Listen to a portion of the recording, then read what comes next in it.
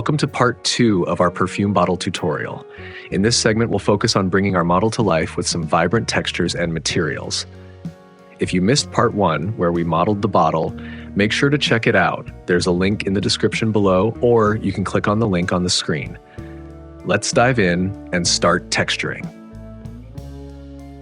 All right, it's time to texture our perfume bottle. To do that, let's create some space for our shader editor. Hover your cursor over the top left corner of the viewport and drag to create a new panel. Change this panel from the 3D viewport to the shader editor. You can hide the side panel by clicking None, which will give you a clearer view. Next, let's change our view from viewport shading to rendered view. You might notice that our scene looks quite dark at the moment. While we don't want to add an HDRI just yet, we can utilize the built-in HDRI for now. To do this, go to the drop-down menu under Lighting and check the option for Scene World. This will enable the software's built-in HDRI. Just a reminder, this inbuilt HDRI won't appear when you render your scene, so keep that in mind as we proceed. You can switch this to the City HDRI to enhance the lighting in your scene. All right, now under the render settings, let's change the rendering engine from EV to Cycles. If you have a GPU in your computer, go ahead and switch the rendering device from CPU to GPU for improved performance. Now it's time to start adding materials. First, select the bottle and click on Add a New Material. Set the roughness to 0 and increase the transmission weight to 1. This will give your bottle a glass-like appearance. Next, we need to texture the inside of the bottle. With the bottle still selected, hit Tab to enter edit mode. Now, press the backslash on your keyboard to isolate the bottle and solo it. Hover your mouse over the inside of the bottle and press L. This will select all the linked mesh inside.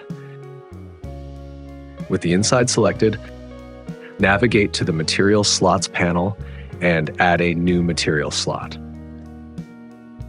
Click the New button to create a new material, and then with the inside still selected, click Assign. This will apply the new material to the inside of the perfume bottle. Now for this new material, let's set the roughness to 0 and increase the transmission weight to 1 as well.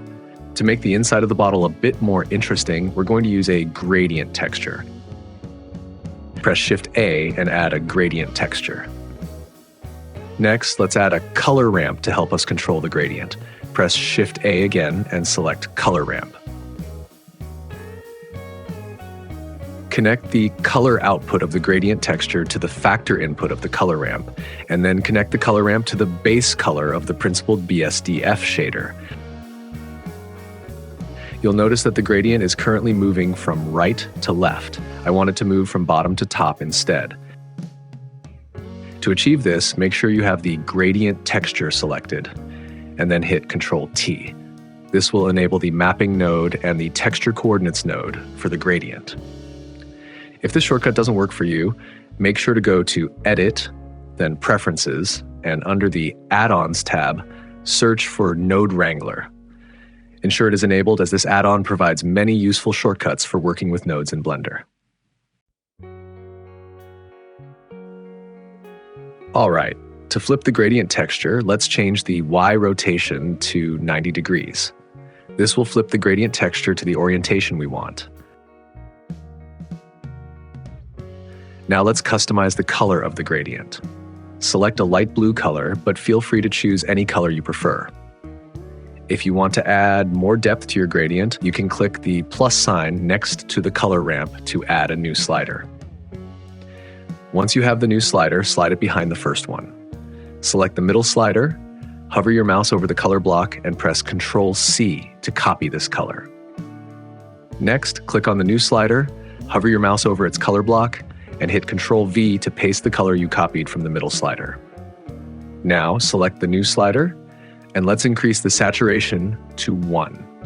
You can also change the color to something a little deeper, like a rich blue. Now let's hit the backslash on our keyboard to bring back the rest of the objects in the scene. Next, we need to select the cover of the perfume bottle. With it selected, let's add a new material. Increase the metallic value to 1 and set the roughness to about 0.2 for a nice shiny finish. Now let's move on to the top part of the spray tube. Select it and give it a new material. For this part, leave the roughness set to 0.5 and increase the transmission weight to 1 as well. Now, let's select the spray tube and give it a new material. Set the roughness to 0.1 and increase the transmission to 1. Just like this. Next, it's time to add our label. Select the label and let's add a new material. Ensure you have the principled BSDF shader selected, and then press Ctrl-T to add an image texture. Just a quick note, for this shortcut to work, make sure you have the Node Wrangler add-on enabled. Now, locate your image texture. I'll link this label in the description, so feel free to download it if you want to use it. Once our image texture is loaded up, it's time to do some unwrapping. Let's switch from the shader editor to the UV editor. With the label selected, hit Tab to enter edit mode, then press A to select everything. Now hit U and choose Unwrap. This will unwrap our mesh. Next, hover your mouse over the UV editor and press A again to select everything, then rotate it. You can hit R and type 90 to rotate it by 90 degrees. If that doesn't position it correctly, you can keep rotating it by hitting R again and then 180. Now we can tab out of edit mode and switch back to the shader editor. Next, set the roughness to 1 since it's a paper texture. And that's it. We're done adding materials to our perfume bottle. Now it's time to set up our camera. Press Shift-A, go to Add, and choose Camera. To align the camera with your current view, press Ctrl-Alt-0 on your numpad. This will snap the camera to your current viewpoint. Next, hit N to bring up the side panel. Then under the View tab, make sure you check Lock Camera to View. This will allow you to move around the scene while adjusting the camera's position. Once you're happy with the camera angle, hit N again and uncheck Lock Camera to View to prevent the camera from moving with your viewport. Before we add lights, let's create a floor for our scene. Switch from the shader editor back to the 3D viewport. Now hit Shift-A, go to Mesh, and select Plane to add it. Scale the plane up by pressing S.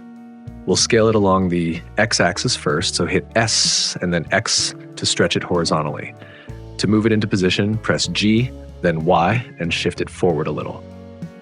Now, instead of using a standard light like an area light, we're going to create our own custom light using a plane, and I'll explain why in a moment. Let's start by adding another plane for the light. Press Shift-A, go to Mesh, and add a plane. Now, rotate it 90 degrees so it faces our object.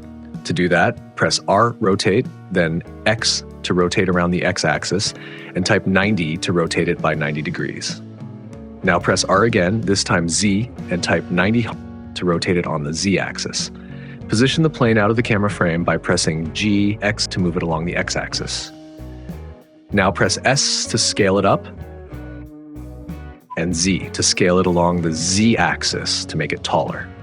Move it upwards slightly by pressing G and Z. After that, press S, scale, then Y to scale it along the Y-axis to widen it vertically. Next, position the plane a bit in front of the bottle. Press G and then Y and drag it along the Y-axis to move it in front of your object, ensuring it's outside the camera frame but still illuminating the scene. Now we want to duplicate this light plane to place one on the opposite side. Press Shift-D to duplicate the plane, and then hit X to move it along the X-axis and position it on the other side of the object. This will give us two soft light sources, one on each side of the bottle, creating balanced lighting for the scene. This setup mimics softbox lighting used in photography, which gives smoother, more even lighting to the object, ideal for showcasing the materials and reflections on your perfume bottle. Now it's time to create our own light. First, let's turn off the HDRI lighting. Under the drop-down menu, make sure to check Scene World to turn off the HDRI so we can focus on the lighting setup we're about to create. Now let's switch from the 3D viewport to the shader editor. We'll be working in the shader editor to set up the material for our custom light. Next, with the plane selected, we need to add a new material. So in the Material Properties panel, click on New to create a new material for the plane. Since this plane is going to act as our light, we don't need the principled BSDF shader. Let's delete it. Now let's add the actual light source. To do that, press Shift-A and then add an emission shader node. Next, connect the emission output to the surface input of the material output node. This will allow our plane to emit light. You should notice the plane glowing in the scene, but we can control it even more. To make this light look more dynamic, we're going to add a gradient texture. Press Shift-A and add a gradient texture node, but we need more control over the gradient. So press Shift-A again and add a color ramp. This node will help us adjust the transition of the gradient. Now, let's connect the color output from the gradient texture to the factor input on the color ramp. Then, connect the color output of the color ramp to the color input of the emission shader. You'll now see the gradient starting to appear on the plane, but it's moving from left to right. We want to change that. To flip the gradient, simply drag the sliders on the color ramp. Move the black slider and the white slider to reverse the direction. Next, we'll improve the look of the gradient transition by changing the interpolation from linear to ease. This will give us a much smoother transition between light and dark. All right, that looks good, but now let's increase the brightness of the light. Select the emission shader and change the strength to 10 to make it more intense. Now that we have one light setup, we can duplicate the same node setup for another plane. This will allow us to have multiple light sources in our scene. Now, let's link the materials between the planes so both have the same lighting setup. Select the first plane, hold Shift, and then select the other plane. Hit Ctrl-L and choose Link Material. This will link the material of the two planes so they both share the same lighting properties. All right, let me explain why we're using these planes for our light instead of the traditional area light. When I zoom in here, you can see the reflections of our light sources on the surface of the perfume bottle. What's great about using the gradient texture with the emission shader is the complete control it gives me over the light's transition. Watch as I move the sliders on the color ramp, you can see how the light reflection changes on the surface of the bottle. This level of control allows me to fine-tune the softness of the reflections and the light's gradient, which is something you don't get with a regular area light. That's why I prefer this method. Next, let's add a material to the floor and make it reflective. With the floor selected, we're going to add a new material. Set the roughness to 0 to make it perfectly glossy and reflective, and change the base color to black. Also, increase the specular to 1 so we get really clear reflections on the surface. This reflective floor will add depth to our render and make the overall composition look much more realistic. Now, let's create a complete white background for the scene. First, we're going to add a plane to serve as our backdrop. Rotate it 90 degrees on the x-axis so it stands upright behind our object. We'll move it up a bit and scale it along the x-axis to ensure it covers the entire background. This will help isolate the perfume bottle and give us that clean, professional studio look. Now, let's switch back to the shader editor to create the perfect white background. Instead of simply adding a white material, which often results in a duller grayish tone, we're going to use an emission shader.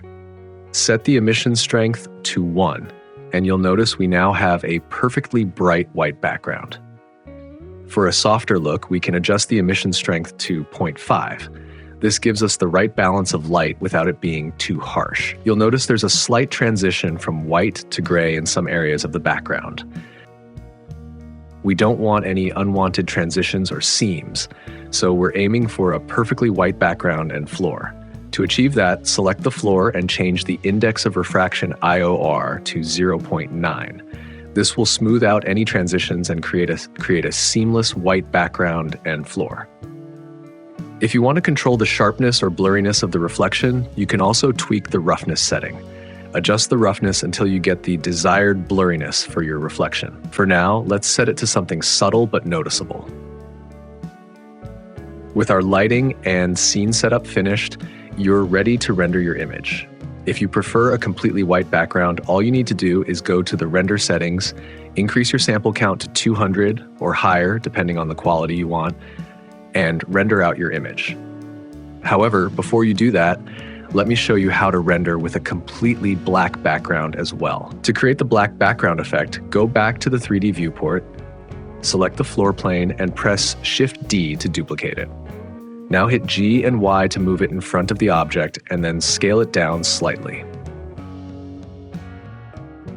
Switch over to the shader editor and you'll see a small number next to the material. Click that number to make the material a single user. We're going to modify this duplicate plane's material without affecting the rest of the scene. Set the emission strength to 0, change the base color to black, and set the roughness to 0. For the specular, reduce it to 0 as well. Now you have a completely black background for your scene. If this is the look you're going for, you can go ahead and render it. If you decide to stick with the white background, simply delete the black plane and render out your perfectly white background image instead.